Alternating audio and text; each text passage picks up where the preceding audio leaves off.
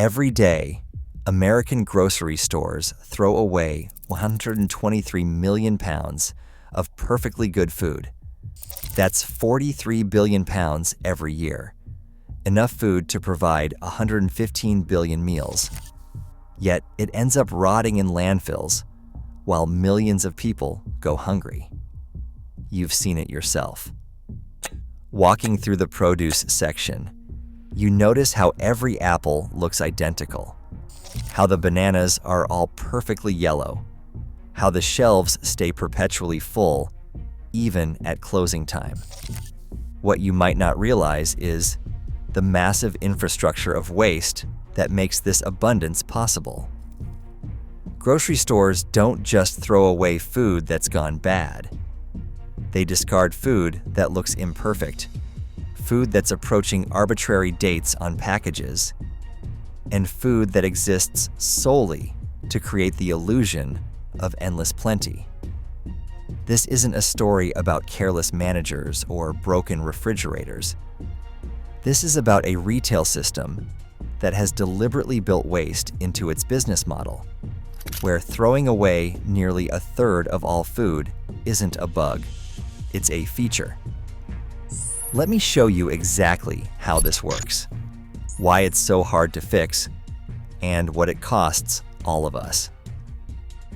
Here's the first thing you need to understand about grocery stores. They operate on razor-thin profit margins. Most grocery chains see net profits between 1% and 3%. That means for every dollar you spend, the store keeps maybe 3 cents after paying for everything. The food itself, staff wages, utilities, rent, insurance. With margins this tight, you'd think every store would fight waste like their survival depends on it. But the opposite happens. Stores have learned that the cost of running out of a product, the lost sales, disappointed customers, damaged reputation, often exceeds the cost of throwing food away. Take produce. When 25% of apples get discarded for cosmetic flaws, and 13% of onions go to waste because they don't look perfect, grocery stores factor this loss directly into their pricing. The markup on fresh produce is high enough that stores would rather overstock, knowing some will spoil, than risk empty shelves. Dana Gunders from Refed puts it bluntly. Grocery stores throw away between 2.5% and 4% of their potential revenue in the form of surplus food. That's nearly equal to their entire profit margin. In other words, the value of wasted food is roughly twice what stores actually make in profit. Walk down any grocery aisle and you'll see them everywhere. Best Buy, Use By, Sell By. Dates stamped on virtually every package. Most shoppers treat these as expiration dates, the moment food becomes unsafe to eat. This is exactly what causes billions of pounds of waste every year. Here's what the grocery industry doesn't want you to know. Except for infant formula, there are no federal regulations governing these date labels. They're not safety dates, they're quality dates, indicating when a manufacturer thinks their product might start tasting a little less fresh. More than 80% of Americans throw away perfectly safe, edible food simply because they misunderstand these labels. And grocery stores exploit this confusion. Because customers won't buy items close to these arbitrary dates, stores pull food from shelves well before the dates arrive, or refuse shipments from suppliers if the dates are too close. Date label confusion accounts for about 7% of all consumer food waste in America. But its impact on grocery stores is even larger, because stores must anticipate customer behavior. They know you won't buy yogurt that expires in 2 days, so they won't stock it, even though that yogurt would be perfectly safe to eat for weeks, beyond the printed date. This creates a vicious cycle. Manufacturers print conservative dates to protect their brands. Customers avoid products near those dates. Stores respond by wasting food earlier and earlier in the supply chain. About 20% of all produce gets thrown away for purely cosmetic reasons. Not because it's rotten, not because it tastes bad, but because it doesn't look like what customers expect to see. This happens at every level. Farms discard ugly produce before it even leaves the field. Distributors reject shipments that don't meet appearance standards. And grocery stores continue this sorting process, pulling any fruit or vegetable that has an unusual shape, slight discoloration, or minor blemish. The irony is that customers have been trained to expect this perfection. Produce rarely grows uniformly. Nature doesn't create identical apples or perfectly straight carrots. But decades of grocery store conditioning have taught us that food should look flawless, even when we're going to peel it, cook it, or eat around the skin anyway. Some grocery chains have tried ugly produce campaigns, encouraging customers to buy imperfect fruits and vegetables at discounted prices. Research published in the Journal of Marketing found these efforts largely backfired. Customers avoided the ugly produce sections, and their negative attitudes actually led to increased store waste and decreased overall sales. The message was clear. Customers say they want to reduce food waste, but their buying behavior tells a different story. American grocery stores are designed to project endless abundance. Full shelves, towering displays, wide selection. This isn't accident, it's strategy. Stores deliberately overstock because empty shelves signal failure to customers. This creates what industry insiders call abundance theater, a performance of plenty that requires constant waste. Stores know that some percentage of their inventory will spoil, but they've calculated that maintaining full displays generates more profit than reducing waste. Consider the produce department. Those perfectly stacked pyramids of apples, those overflowing bins of oranges, they're restocked multiple times per day. Staff constantly rotate products, pulling older items and adding fresh ones. The older items?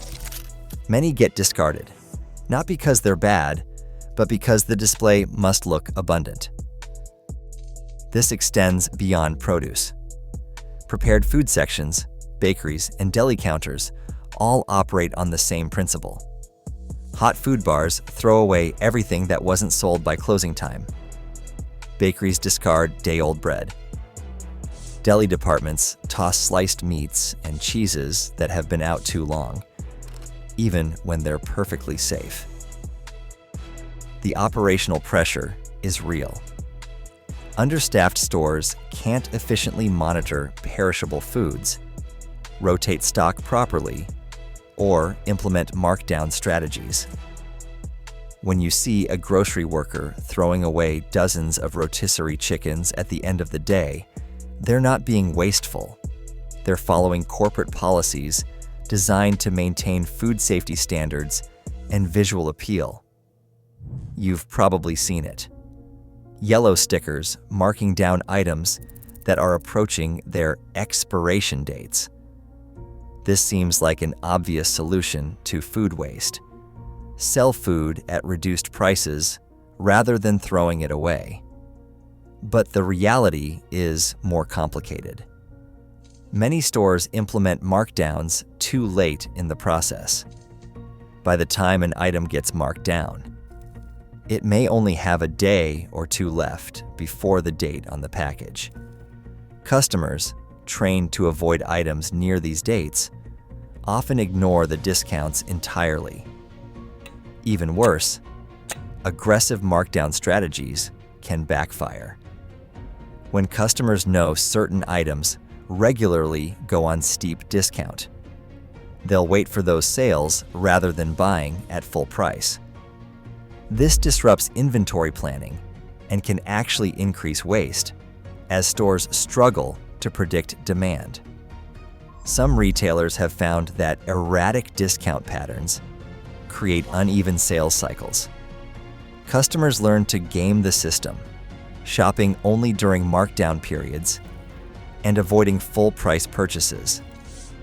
This forces stores to choose between maintaining profit margins and reducing waste, and profit usually wins. Ask grocery store managers why they don't donate more unsold food, and many will cite liability concerns. They worry about being sued if donated food makes someone sick. This fear drives enormous amounts of waste, with stores choosing disposal over donation to avoid legal risk.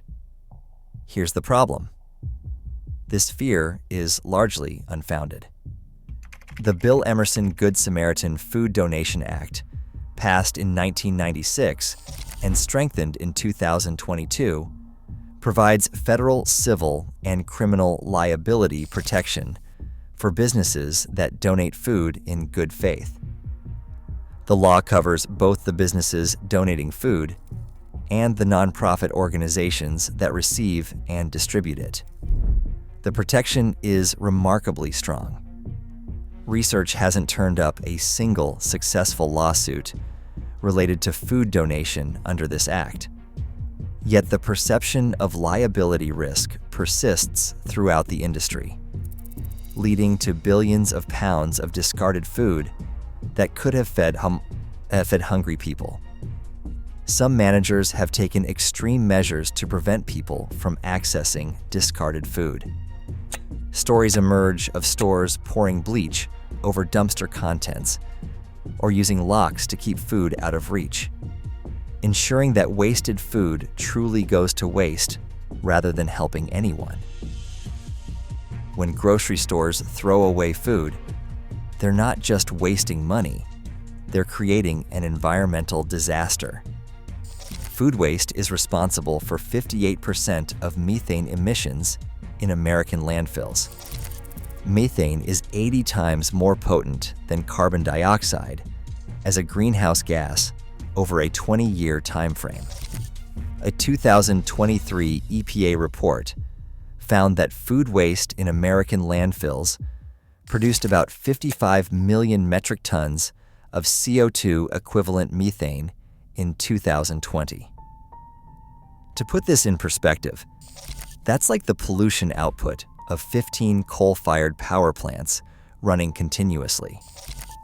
The emissions from grocery store food waste alone rival the output of 42 coal plants. If food waste were a country, it would rank third in global greenhouse gas emissions, behind only China and the United States. This environmental cost rarely factors into grocery store decision-making. While stores pay for waste disposal, they don't pay for the climate impact of that waste. The true cost of food waste gets externalized to society as a whole. Despite these systemic challenges, some progress is emerging. A 2024 study from the Pacific Coast Food Waste Commitment showed that grocery retailers achieved the most significant food waste reduction ever reported in the United States. Between 2019 and 2022, participating stores decreased unsold food by 25%, nearly 190,000 tons, valued at $311 million. Technology is beginning to help. Companies like Afresh use artificial intelligence to analyze grocery store data and optimize ordering, reducing the mismatch between what stores stock and what customers actually buy. New Seasons Market in Portland implemented sophisticated tracking systems and discovered they were throwing away massive quantities of rotisserie chickens leading them to repurpose unsold ones into hot bars before composting. Some grocery chains are making ambitious commitments. Kroger, Walmart, and Ahold Delhaize have publicly committed to zero food waste by 2025. Others, including Aldi, Target, and Whole Foods, have made significant but less ambitious goals. California's SB 1383 law, which took full effect in 2024, requires large grocery stores to recover surplus edible food rather than throwing it away. Early results suggest this regulatory approach can drive substantial change when voluntary efforts fall short. France provides perhaps the most dramatic example of policy intervention. Since 2016, large French grocery stores have been banned from throwing away unsold food that could be donated. Stores can be fined $4,500 per violation. The law has increased both the quantity and quality of food donations, with nearly half of food bank donations now coming from grocery stores. The fundamental challenge is that grocery stores have optimized for the wrong metrics. They've built systems that maximize sales volume and visual appeal, while treating waste as an acceptable cost of doing business. Changing this requires rethinking the basic assumptions of food retail. Some changes need to come from the top. Better staff training on inventory management, improved forecasting systems, more flexible supplier relationships that allow stores to order appropriate quantities rather than preset amounts. Other changes require industry-wide coordination, standardizing date labels so they actually communicate safety rather than peak quality, educating customers about food safety realities, creating better pathways for donating surplus food. But the deepest change may be cultural. As long as customers expect perfect produce, overflowing shelves, and endless variety at all times, stores will continue optimizing for abundance over efficiency. The 123 million pounds of food that grocery stores discard every day represents more than waste. It represents a food system that has lost sight of food's fundamental purpose. Food exists to nourish people, not to create the illusion of plenty. Understanding why grocery stores waste so much food isn't about blaming individual stores or managers. They're responding rationally to the incentives built into our food system. The waste is a feature, not a bug, a deliberate choice to prioritize profit margins and customer expectations over efficiency and environmental responsibility. But knowing how the system works is the first step toward changing it. Every time you see a perfectly stocked produce display or a shelf that never seems to empty, you're seeing a system that has chosen waste over wisdom. And increasingly, that choice is becoming impossible to sustain.